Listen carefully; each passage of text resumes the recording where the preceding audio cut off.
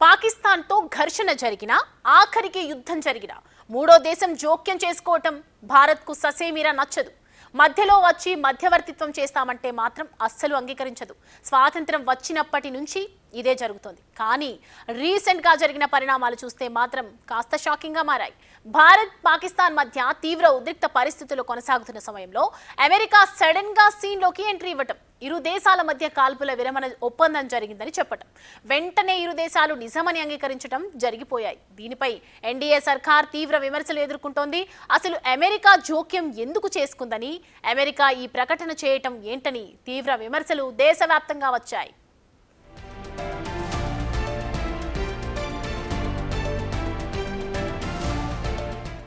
America ఈ విషయంలో ఎందుకు జోక్యం చేసుకుంది, మోడీ సర్కార్ ఆ అవకాశం ఎందుకు ఇచ్చింది అనేది ఇప్పటి వరకు అధికారికంగా ప్రకటించలేదు. ఫ్రీ క్రెడిట్ వస్తే ట్రంప్ ఎలా రియాక్ట్ అవుతారో తెలుసు కాబట్టి అమెరికా అతి అనేది పెద్దగా ఆశ్చర్యం కలిగించలేదు. ఎటొచ్చి కేంద్రమే ఈ మధ్యవర్తిత్వానికి ఎందుకు అంగీకరించిందనేదే ఇప్పుడు ఇంట్రెస్టింగ్గా మారింది. అయితే దీని వెనుక అనేక కారణాలు కూడా ఉన్నట్లు ఇప్పుడు తెలుస్తోంది.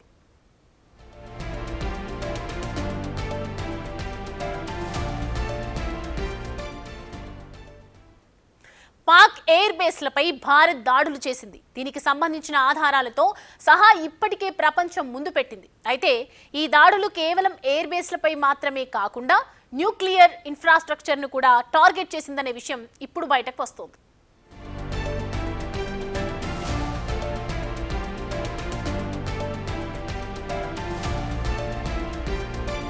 కాల్పుల విరమణ ఒప్పందానికి ముందు అనేక బేస్లపై ఇండియన్ ఎయిర్ ఫోర్స్ దాడులు చేసింది. అందులో కిరాణా హిల్స్లోని బేస్ కూడా ఉంది. అయితే అన్ని బేస్ల కంటే ఇది కాస్త భిన్నమని చెప్పాలి. ఎందుకంటే ఇది సాధారణ మిలిటరీ స్థావరం మాత్రమే కాదు, ఇక్కడే పాకిస్తాన్ అణు ఆయుధాలను దాచి ఉంచింది. దీనికి కాస్త దూరంలోనే ఉన్న సర్గోదా ఎయిర్ బేస్ పై భారత్ దాడులు చేసింది. దీనికి సంబంధించిన ఆధారాలను కూడా ఇండియన్ ఆర్మీ రిలీజ్ చేసింది. కానీ త్రివిధ దళాలు అసలు విషయం పూర్తిగా చెప్పినట్లు లేవు. పాక్ న్యూక్లియర్ స్థావరాల సమీపంలో కూడా దాడులు జరిగినట్లు తెలుస్తోంది. ఇక్కడ భారత్ దాడి చేయగానే పాక్తో పాటు అమెరికా కూడా అలర్ట్ అయినట్లు తెలుస్తోంది. న్యూక్లియర్ ఫెసిలిటీ సమీపంలో దాడి జరిగిన విషయం పాకిస్తాన్కు అమెరికాకు చెప్పిందా లేదా అమెరికానే గుర్తించిందా అనేది ఇంకా తేలలేదు. కానీ ఈ ఘటన జరిగిన గంటల వ్యవధిలోనే యుఎస్ న్యూక్లియర్ సేఫ్టీ అడ్మినిస్ట్రేషన్కు చెందిన nuclear emergency support aircraft Pak గగనతలంలో చక్కర్లు కొట్టింది.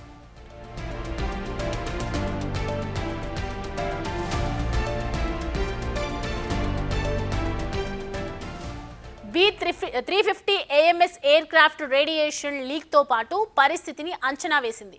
వెంటనే దీనికి సంబంధించినటువంటి సమాచారం అగ్రరాజ్యానికి చేరటం, అక్కడి నుంచి పాకిస్తాన్కు కాల్ వెళ్లటం, వెంటనే భారత్ DGMOతో మాట్లాడాలని ఆదేశించటం జరిగిపోయాయి. ఈ దాడులు జరిగాయా లేదా అనేది పాక్ చెప్పుకునే స్థితిలో లేదు. భారత్కు ఎలాగూ చెప్పదు.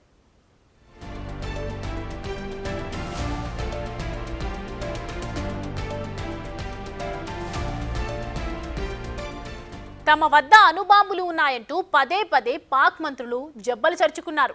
అవసరమైతే ప్రయోగిస్తామని కూడా వార్నింగ్స్ ఇచ్చారు. ఇలాంటి ప్రమాదం జరగకుండా తాము తలుచుకుంటే మీ న్యూక్లియర్ ఫెసిలిటీస్ను కూడా నిర్వీర్యం చేయగల సత్తా ఉందని ప్రూవ్ చేసింది భారత్. దీంతో సీన్లోకి అమెరికా ఎంటర్ అయినట్లు తెలుస్తోంది.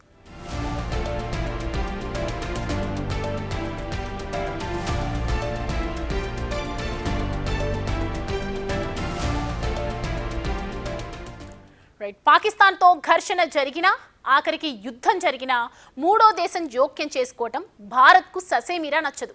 మధ్యలో వచ్చి మధ్యవర్తిత్వం చేస్తామంటే మాత్రం అస్సలు అంగీకరించదు. స్వాతంత్రం వచ్చినప్పటి నుంచి ఇదే జరుగుతోంది.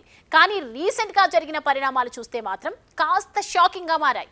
భారత్ పాకిస్తాన్ మధ్య తీవ్ర ఉద్రిక్త పరిస్థితులు కొనసాగుతున్న సమయంలో అమెరికా సడన్గా సీన్లోకి ఎంట్రీ ఇవ్వటం, ఇరు దేశాల మధ్య కాల్పుల విరమణ ఒప్పందం జరిగిందని చెప్పటం, వెంటనే ఇరు దేశాలు నిజమని అంగీకరించడం జరిగిపోయాయి. దీనిపై ఎన్డీఏ సర్కార్ తీవ్ర విమర్శలు ఎదుర్కొంటోంది. అసలు అమెరికా జోక్యం ఎందుకు చేసుకుందని, అమెరికా ఈ ప్రకటన చేయటం ఏంటని తీవ్ర విమర్శలు దేశవ్యాప్తంగా వచ్చాయి.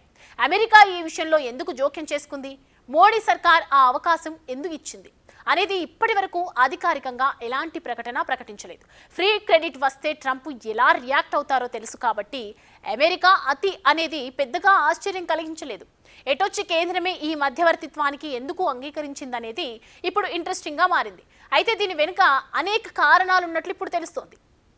పాక్ ఎయిర్ బేస్లపై భారత్ దాడులు చేసింది. దీనికి సంబంధించిన ఆధారాలతో సహా ఇప్పటికే ప్రపంచం ముందు పెట్టింది. అయితే ఈ దాడులు కేవలం ఎయిర్ బేస్లపై మాత్రమే కాకుండా న్యూక్లియర్ ఇన్ఫ్రాస్ట్రక్చర్ను కూడా టార్గెట్ చేసిందనే విషయం ఇప్పుడు బయటకు వస్తోంది. కాల్పుల విరమణ ఒప్పందానికి ముందు అనేక బేస్లపై ఇండియన్ ఎయిర్ ఫోర్స్ దాడులు చేసింది. అందులో కిరాణా హిల్స్లోని బేస్ కూడా ఉంది. అయితే అన్ని బేస్ల కంటే ఇది కాస్త భిన్నమని చెప్పాలి. ఎందుకంటే ఇది సాధారణ మిలిటరీ స్థావరం మాత్రమే కాదు, ఇక్కడే పాకిస్తాన్ అణు ఆయుధాలను దాచి ఉంచింది. దీనికి కాస్త దూరంలోనే ఉన్న సర్గోదా ఎయిర్ బేస్ పై భారత్ దాడులు చేసింది. దీనికి సంబంధించిన ఆధారాలను కూడా ఇండియన్ ఆర్మీ రిలీజ్ చేసింది. కానీ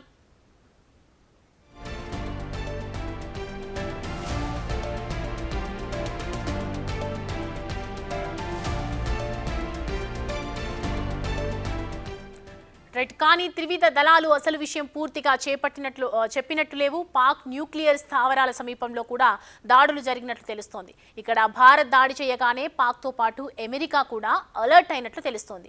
న్యూక్లియర్ ఫెసిలిటీ సమీపంలో దాడి జరిగిన విషయం పాకిస్తాన్కు అమెరికాకు చెప్పిందా లేదా అమెరికానే గుర్తించిందా అనేది ఇంకా తేలలేదు. కానీ ఈ ఘటన జరిగిన గంటల వ్యవధిలోనే యుఎస్ న్యూక్లియర్ సేఫ్టీ అడ్మినిస్ట్రేషన్కు చెందిన nuclear emergency support aircraft Pak గగనతలంలో చక్కర్లు కొట్టింది.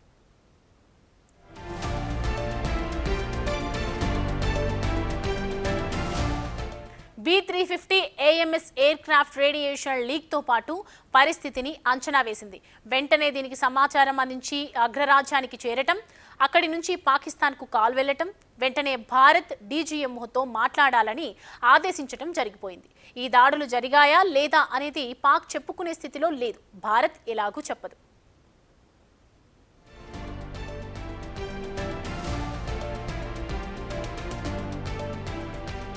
తమ వద్ద అణుబాంబులు ఉన్నాయంటూ పదే పదే పాక్ మంత్రులు జబ్బలు చర్చుకున్నారు. అవసరమైతే ప్రయోగిస్తామని వార్నింగ్లు కూడా ఇచ్చారు. అలాంటి ప్రమాదం జరగకుండా తాము తలుచుకుంటే మీ న్యూక్లియర్ ఫెసిలిటీస్ను కూడా నిర్వీర్యం చేయగల సత్తా ఉందని ప్రూవ్ చేసింది భారత్. దీంతో సీన్లోకి అమెరికా ఎంటర్ అయినట్లు తెలుస్తోంది.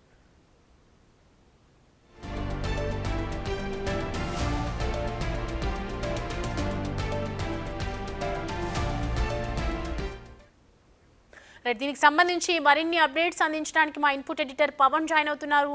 పవన్, చూస్తున్నాం న్యూక్లియర్కి సంబంధించింది ఉంటుందా అనే అనుమానాలు అందరికీ కలిగాయి. బట్ క్లియర్గా అనేది మనకి ఇప్పటివరకు నిర్ధారణ అయితే జరగలేదు. సో ప్రజెంట్ దీనికి సంబంధించి మనం చూస్తూ ఉన్నాము. మరి ఏ విధంగా అనుకోవచ్చు? నిజంగానే న్యూక్లియర్కి సంబంధించి ఎప్పుడైతే అమెరికాకు వెళ్ళిందో అప్పుడే ఈ కాల్పుల విరమణ జరిగి ఉండొచ్చా?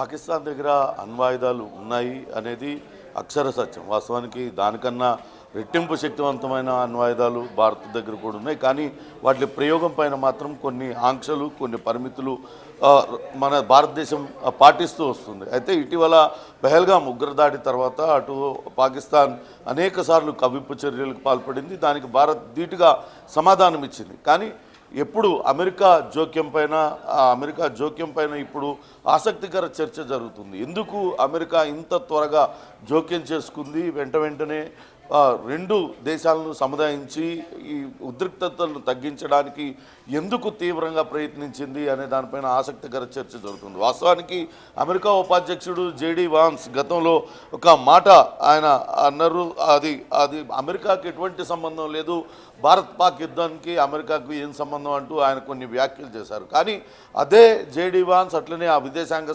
శాఖ మంత్రి మార్క్ రూబియో హుటాహుటిన అటు రెండు దేశాల అధినేతలతో ఎందుకు చర్చలు జరిపారు, ఎందుకు దాన్ని నిలిపివేసే ప్రయత్నం చేశారనే దానికే ఇప్పుడు ఆసక్తికర చర్చ జరుగుతుంది.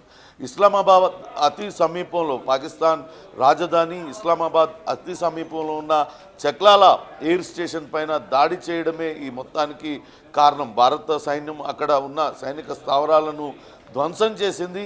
అది న్యూక్లియర్ వెపన్స్ ఏదైతే అణ్వాయుధాలన్నిటి కూడా అక్కడ దాచుకున్నదో పాకిస్తాన్, దానికి అతి సమీపంలో ఈ దాడి జరగడంతో ఒక్కసారిగా పాకిస్తాన్ భయభ్రాంతులకు గురైంది. అక్కడ దాదాపుగా 130కి పైగా వార్ హెడ్స్ అక్కడే ఉన్నట్లుగా అర్థమవుతుంది.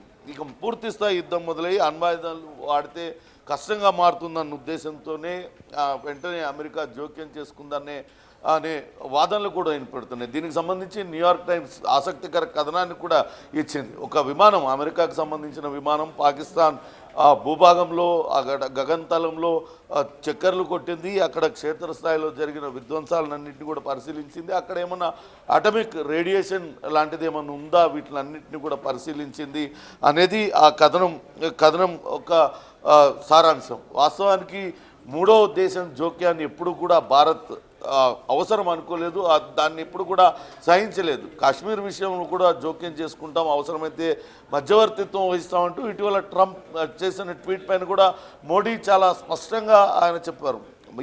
ఈ విషయంలో మూడో దేశం కానీ మూడో వ్యక్తుల పాత్ర అవసరం లేదు. పాక్ ఆక్రమిత కశ్మీర్ ఎప్పటికీ భారత్ భూభాగమే, దానిపైన మేమే చర్చించుకుంటామంటూ కూడా చెప్పారు. కానీ ఇప్పుడు ఎందుకు వాళ్ళు ఇంత త్వరగా దీనిలో ఇంటర్ఫీర్ అయ్యారు, అమెరికా ఎందుకు ఇంటర్ఫీర్ అయింది, మాకు అసలు సంబంధమే లేదన్న జేడీ వాన్సే ఎందుకు చొరవ తీసుకున్నారు, అటు విదేశాంగ శాఖ మంత్రి మార్క్ రూబియో హుటాహుటిన రెండు దేశాల సైనికాధిపతులతో ఎందుకు చర్చలు జరిపాడు అంటే ఇప్పుడు ఆ న్యూక్లియర్ వెపన్స్ అట్లనే పాకిస్తాన్ సైనిక ఆపరేషన్స్కి కీలక స్థావరాలన్నిటిపైన కూడా భారత్ గురిపెట్టింది, వాటినన్నింటినీ కూడా పూర్తిగా నిర్వీర్యం చేసేసింది. ఇక పైన కోలుకోలేని పరిస్థితి ఉంది. అక్కడ పాకిస్తాన్ దాచిపెట్టుకున్న 130 వార్ హెడ్లన్నీ కూడా అది పనికి రాకుండా పోయాయి అనేది కొంత ఆసక్తికర చర్చ అయితే జరుగుతుంది. వాస్తవానికి అటు పాక్ ఎయిర్ బేస్ పైన భారత్ దాడులు చేసింది, దానికి సంబంధించిన ఆధారాలన్నింటినీ కూడా బయటపెట్టింది, న్యూక్లియర్ ఇన్ఫ్రాస్ట్రక్చర్ను కూడా టార్గెట్ చేసింది. కానీ ఈ విషయాన్ని ఎక్కడ కూడా పాక్ బయటకు చెప్పుకోలేదు. కానీ మన సైన్యం మాత్రం చేసిన దాడులకు సంబంధించి పూర్తిగా ఎప్పటికప్పుడు అటు సోఫియా ఖురేషి కావచ్చు, ఓమికా సింగ్, అటు విదేశాంగ శాఖ కార్యదర్శి మిస్రీ ఎప్పటికప్పుడు చెప్తూ ఉన్నారు. కానీ పాకిస్తాన్ కేవలం అసత్యాలను మాత్రమే ప్రచారం చేయడానికి మాత్రమే వాళ్ళు నోరు తెరుస్తూ ఉన్నారు. కానీ జరిగింది పూర్తిగా నష్టపోయింది. పాకిస్తాన్కి గట్టి దెబ్బ తగిలింది. ఆ న్యూక్లియర్ ఎయిర్ బేస్ స్టేషన్లో కూడా దాడి చేశారు. అటు అందులో కిరాణా హిల్స్ బేస్ కూడా ఉంది. ఈ బేస్లో అది సాధారణ మిలిటరీ బేస్ కాదు, అక్కడ పాకిస్తాన్ అణ్వాయుధాలన్నింటినీ కూడా దాచి ఉంచింది. ఇంకోటి సర్గోదా ఎయిర్ బేస్ పైన కూడా దాడి చేసింది. వీటిలన్నిటికి సంబంధించిన ఫొటోస్ని అటు భారత సైన్యం రిలీజ్ చేసింది. కానీ ఇవన్నీ కూడా చాలా కీలకమైన స్థావరాలు పాకిస్తాన్కి సంబంధించి, దాని మిలిటరీ ఆపరేషన్కి సంబంధించి అవన్నీ కూడా ధ్వంసం అవడంతో దిక్కుతోచని పరిస్థితుల్లో రాజీకి పాకిస్తాన్ వచ్చింది. అది రాజీ కుదిర్చేలా వీళ్ళు ఇమ్మీడియట్గా ఎంటర్ అయ్యారు అనే కథనాలు అయితే ఇప్పుడు వినపడుతున్నాయి. మొత్తానికి భారత్ పాకిస్తాన్ యుద్ధంతో మాకేం సంబంధం అన్న అమెరికా ఉపాధ్యక్షుడు కావచ్చు, అట్లనే ఆ దేశ విదేశాంగ మంత్రి ఇద్దరు కూడా హుటాహుటిన రాజీ కుదిర్చారు. అక్కడ ఎటువంటి మళ్ళా ఆ దేశానికి సంబంధించిన విమానం కూడా అక్కడ పూర్తి స్థాయిలో చక్కర్లు కొట్టింది. నిజంగానే అణ్వాయుధాలన్నీ కూడా ధ్వంసమైనయా, ఆటమిక్ రేడియేషన్ ఏముంటుందా ఉంటుందా, వీటి వివరాలన్నీ సేకరించడానికే పాక్ గగనతలంలో ఆ విమానం తిరిగిందనే వార్తలైతే చక్కర్లు కొడుతున్నాయి. Soumya. Right Pawan, thanks for the updates.